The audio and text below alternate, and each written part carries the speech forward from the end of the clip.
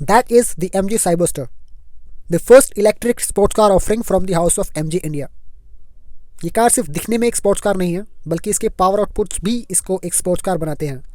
510 horse power and 725 newton metres of torque. 77 kilowatt hour के इसमें battery pack मिलेगा and 443 kilometres की range offer करेगी सिंगल चार्ज में. ऑल व्हील ड्राइव के साथ आती है और 0 to 100 in just 3.2 seconds, which is obviously claimed. What are your thoughts on this car? It looks great.